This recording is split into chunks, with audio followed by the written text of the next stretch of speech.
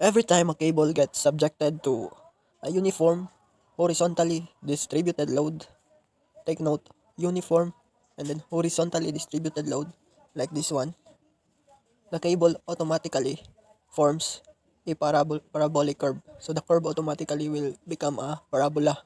The shape will be exactly a parabola. So there are a lot of books or PDFs you can scatter online that will prove that, or we can have, or maybe we can make another video about that that will prove that that is a parabola. So for this video, we will discuss this type of cable. Originally, this cable before load may look like this, but then as we put that horizontally distributed load, it becomes like this one, horizontal. And also, as you can observe, if this is truly a parabola, then the left side from this very low point or the lowest point, its distance from that horizontally must be greater compared to the distance on the left, because the rise here is just 20 feet while here is 40 feet, diba? So we can assume that distance to be 100 minus x, or x1 as you may say, and here is just x1, so that if you add these two distances, it will be equal to 100 feet. So if we redraw this one, it will look like this.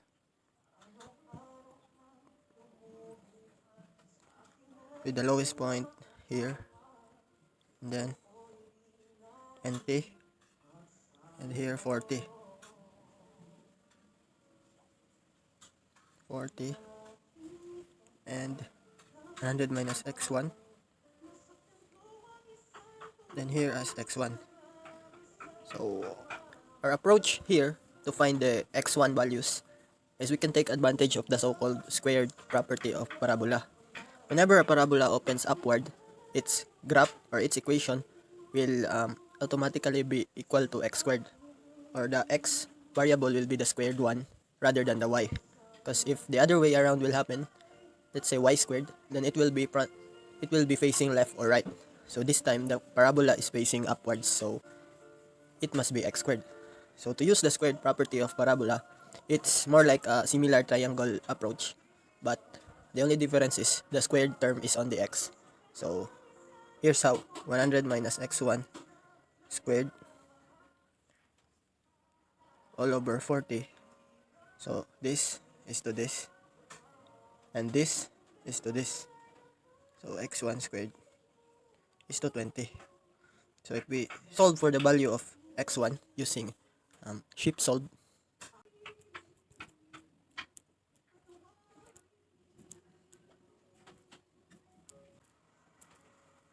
then x must be 41.42 and not negative, because x is a measure of this distance. So 41.42 will be our x. 41.42. Then if x1 is 41.42, then thus this should be 100 minus 41.42, and this will be 41.42.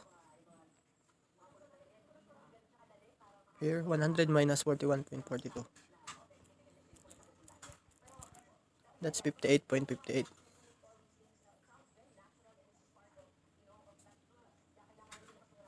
Right. So now that we have that distances, we can isolate left or right side. So it's up to you where we're going to use. It's either the left or right side. So for just for the process, let me use the right side. So if I use the right side cut, so this right here, its force will only be horizontal. So for the derivation of this, just look for the other videos. So that's tension at the origin. So note that this lowest point is 0, 0, or the origin of our cable's parabolic formation. And then expose the forces on the cable, vertical and horizontal. So if we name this here as A, here as O, origin, and here as B, and here must be tension B with respect to vertical, and here tension B with respect to horizontal. And then expose the distributed load. So we've just found out that this is 41.42 feet, and this is 850 pound per foot. So if we get the resultant, so we know that this is just a rectangular, since that is a uniform distributed and horizontally, then this should be 850 times 41.42. So what can we do here? What's our next step? What should be our next step on this one? Well, we know that this is point B. We can take moment on that point. If we do that, then summation of moment at B must be 0. So that, why mang 0? Because so that TB, or the tension in B, and or in general the tension on the cable will support this distributed load. Otherwise it will collapse. So summation of moment at B.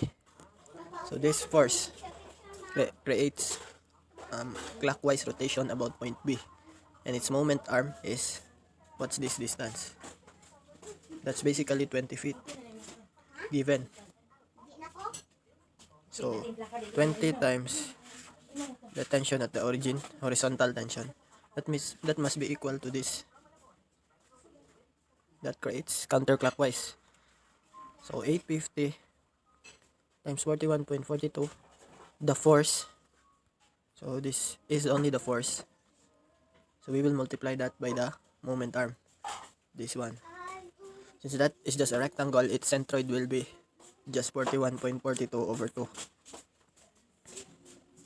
Result for tension at the lowest point, and that must be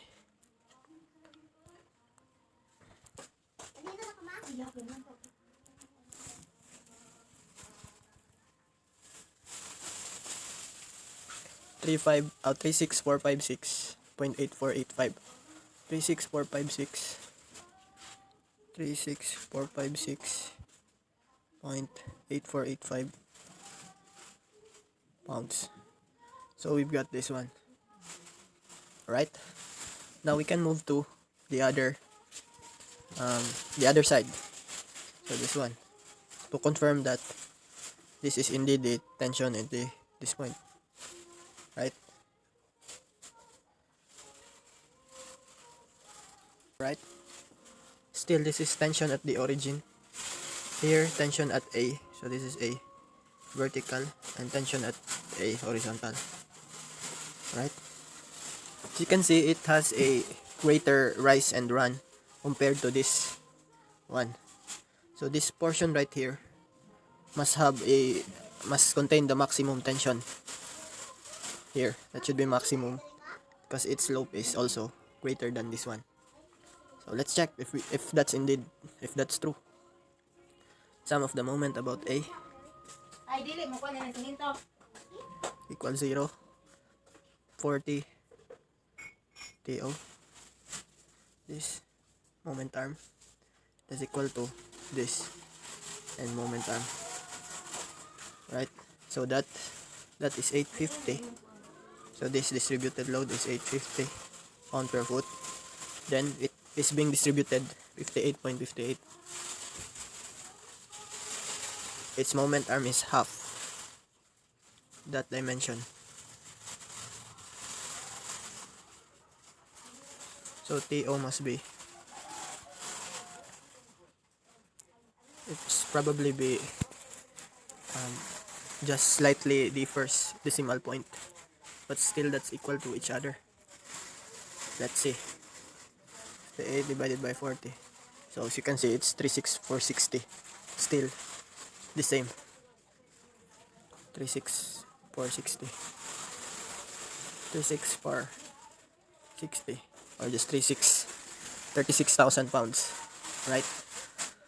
So some of the forces horizontal, or you can actually just view it here. Here's the only horizontal forces, and here's the only vertical forces. Then that these forces must counteract each other. So TAH equal to TO is equal to this one.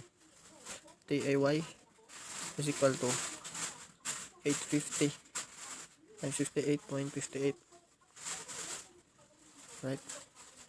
To get the maximum tension, where the maximum rise and run happens, or the maximum slope happens, is just the vertical component and horizontal components resultant. Alright? And so that's how you get the maximum tension on a cable subjected to uniform distributed or uniform horizontally distributed load. So you might wonder, what's the numerical value? The maximum tension is just 61714 pounds. Alright, that's the maximum tension. That's the tension at A. This is the tension at the lowest point. And yeah, to find the tension at B, you just do the same thing on here. This one and this one. Or here, I mean, this one is equal to this one. And these two are equal to each other. And when you find these two, get its resultant, and that would be the tension at B. It will not be the maximum tension since its rise is just 20 and run is just 41.42, which is a lesser rise over run, or lesser slope, lesser angle as well compared to the other side, this side. Alright?